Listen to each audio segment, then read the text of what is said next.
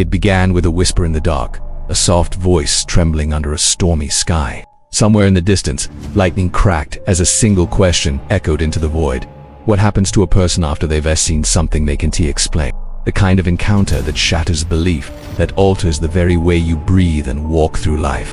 Some call them stories, others call them delusions. But to those who lived them, these encounters were real and they changed everything. In 1977, in a modest London suburb, 11-year-old Janet Hodgson sat cross-legged on her bed, surrounded by scattered toys and school books. The air in the room was thick, oddly still. Without warning, a heavy chest of drawers scraped forward of its own accord. Her mother, Peggy, rushed in as it slammed back against the wall as if pulled by unseen hands. What began as a single unexplained event would spiral into one of the most documented hauntings in British history. Over the next 18 months, the Hodgson family endured relentless torment. Walls echoed with phantom knocks. Marbles and Lego bricks flew at people with unnatural force. Voices rasping, guttural spoke through Janet in tones no child could produce. Even the police, called in by a terrified Peggy, filed official reports after witnessing objects move on. The BBC attempted to film the activity, only to have cameras malfunction in the presence of the unexplained. Two paranormal investigators, Maurice Gross and Guy Playfair, moved in, documenting nearly 1,000 events. Some believed Jeanette was faking it all. But as reporters and skeptics visited, many left pale and silent, clutching their own inexplicable experiences. For Janet, the haunting never fully ended. Decades later, she confessed to sleepless nights and a deep unease that lingered in quiet moments. But from that trauma, a strange kind of strength bloomed. Janet became a counselor, dedicating her life to helping children process hidden grief and unseen pain. "You don't come back from something like that the same," she once said. "But maybe you come back with eyes open wider." Far across the Atlantic and 16 years earlier, on a desolate stretch of highway in New Hampshire, another life was changing forever. It was just past midnight on September 19, 1961.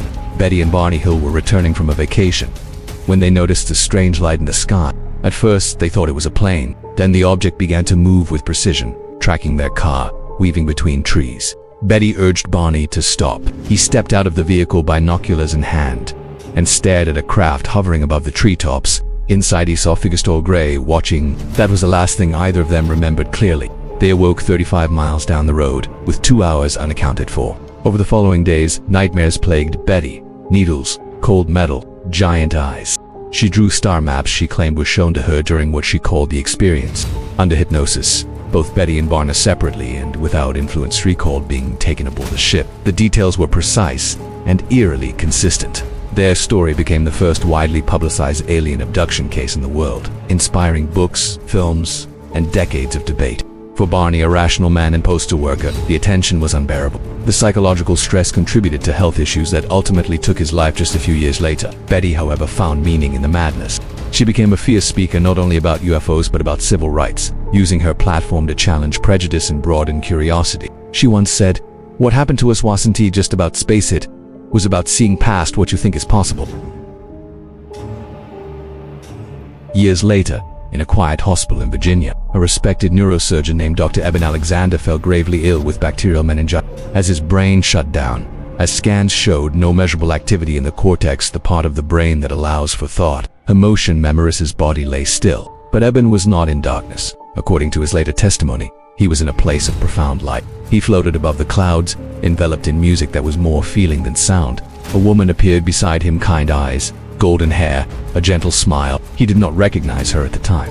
Only later, when shown a photograph of the sister he never met, given up for adoption before he was born, did he realize who had guided him. When he awoke from his coma after 7 days, his worldview had been shattered. As a man of science, he had long dismissed near-death experiences as mere hallucinations, but his own scans proved otherwise. His brain had not been capable of hallucination. What he experienced, he claimed, could not be explained away. Critics pushed back hard, but Alexander left his career behind to write, speak, and help others find hope after loss. He responded personally to thousands of letters from grieving families. To him, consciousness was not trapped in the brain. It was something more, something eternal. These three lives, Jeanette, Betty, and Eben, never intersected, and yet they share something hauntingly intimate. They stood at the edge of the known world and saw beyond it. Whether it was a ghost, an alien ship, or the afterlife, each walked away marked. Their experiences brought ridicule, isolation, even physical illness. But from those ashes came reinvention. Janet became a healer. Betty became a fighter. Eben became a guide. Not everyone will believe their stories, but belief is not required to acknowledge change. What they witnessed, whether paranormal or psychological, transformed them. And in their transformation lies the real story. Because sometimes, it's not the encounter itself that matters most, it's who you become after.